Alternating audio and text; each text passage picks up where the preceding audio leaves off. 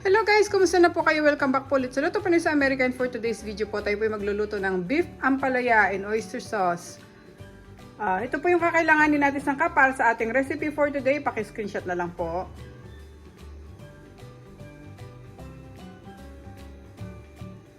Yan, sa mga bago po dito sa aming channel, sana po mag-subscribe kayo sa Luto Pinoy sa America at paki-check niyo po yung other videos namin. Mag-umpisa na po tayo sa pagluluto nitong ating beef ampalaya in oyster sauce. Salamat po. Meron po tayo ditong beef na sobrang nipis lang po ang pagkakahiwa. Lumampas lang po siya ng konti sa 1 pound. Bali 1.3 pound po yan. Lagyan po natin siya ng soy sauce. 1 tablespoon muna ilalagay natin. Tapos 1 tablespoon ulit mamaya pag nagisa tayo. Para magkalasa lang tong ating karne. Lagyan na rin natin ng oyster sauce.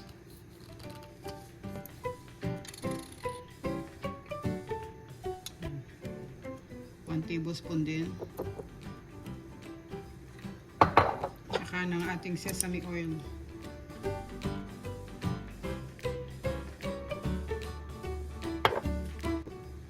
Ngayon, massage lang natin siya para maghalo yung mga ingredients na nilagay natin.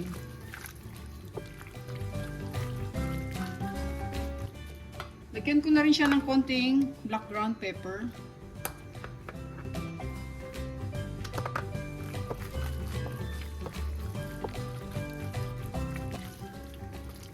Natimplahan na natin yung ating beef. Set aside muna natin siya. Lagyan ko lang siya ng cling wrap.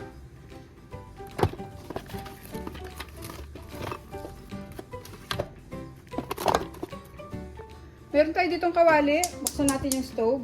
Painitin muna natin siya. Ngayon medyo mainit na yung kawali natin.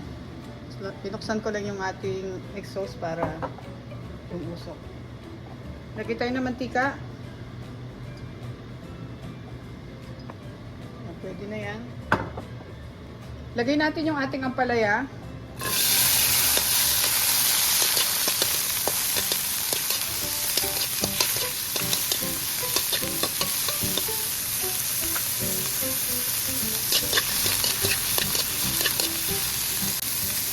Ginagawa natin to para hindi mawala yung crunchiness ng ating ampalaya. So okay na to. Ilalagay ko sila dito sa towel paper para mawala yung excess oil.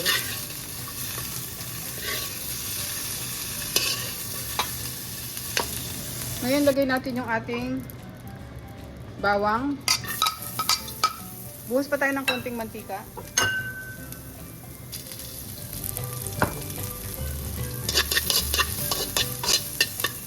Sibuyas.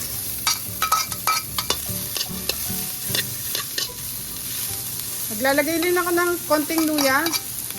Pero ginamitan ko na lang siya ng shredder para hindi masyado malasahan ng bata. Palitan ko lang yung sandok kasi masyado maingay ito. So, lagay na natin yung ating beef.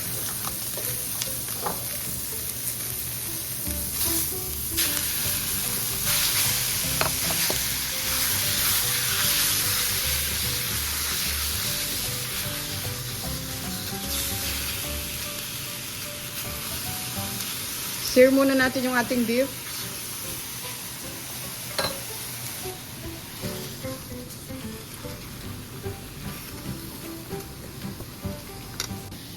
Habang sinisir natin yung beef, meron tayo ditong 1 bowl na water. Lagay natin itong ating cornstarch. Lagyan din natin siya ng oyster sauce.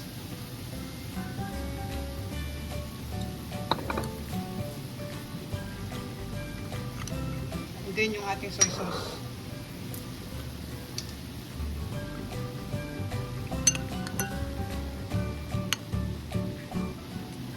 Set aside lang natin to. Balikan muna natin yung ating beef.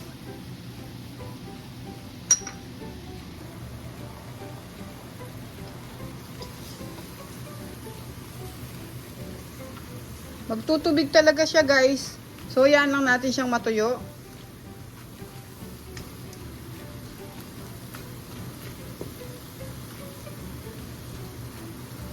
This time, lalagyan ko siya ng takip para lumambot yung ating beef. Medyo hinaan lang natin yung apoy. Check ulit natin siya. Yan, may konti pa siyang tubig. Medyo halu-haluin natin paminsan-minsan guys para hindi siya magdikit sa baba. Yan. Konti na lang yung tubig niya. Pag na-sear na natin to, ibubuhos na natin yung ating ginawang sauce.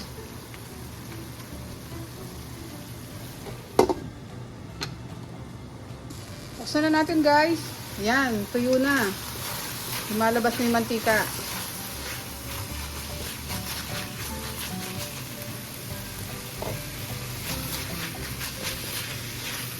Tignan din natin yung beef natin kung malambot na. Kasi hindi siya sirloin eh. Kung sirloin ang gamit natin, kahit hindi natin siya masyadong pakulo na matagal. Pero itong ginamit kong beef, sobrang nipis lang niya. O, tignan nyo. Sobrang nipis lang. Kaya madali lang to lumambot.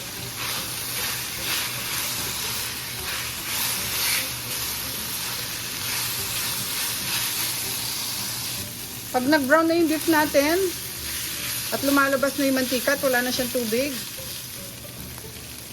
pwede natin ibuhos tong ating ginawang sauce kanina.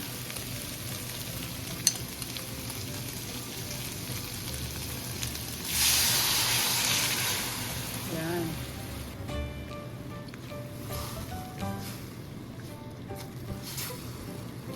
Halu-haluin lang natin siya hanggang maluto yung ating cornstarch.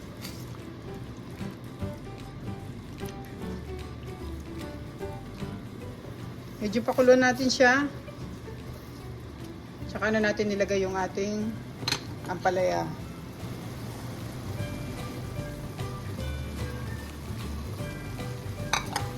Mix natin.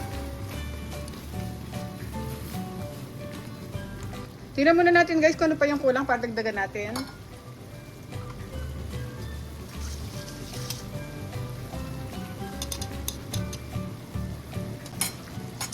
Yan. Para sa akin, okay na siya.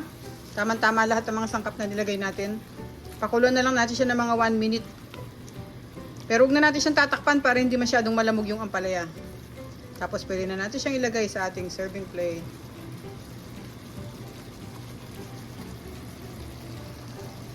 Okay guys, after 1 minute, haluin natin.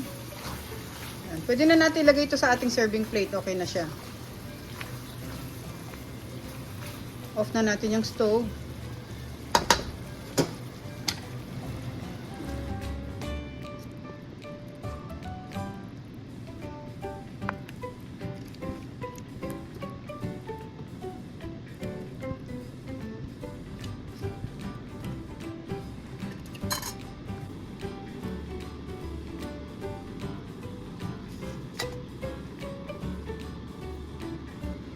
Okay guys, ito na po ang ating recipe for today. Binudburan ko lang siya ng konting sesame seeds para mas masarap yung ating ampalaya. Beef ampalaya with oyster sauce. Gayahin nyo po ito guys kung wala po kayong mabiling salted black beans. Pwede pong gumamit ng oyster sauce lang. Napakasarap din po niya.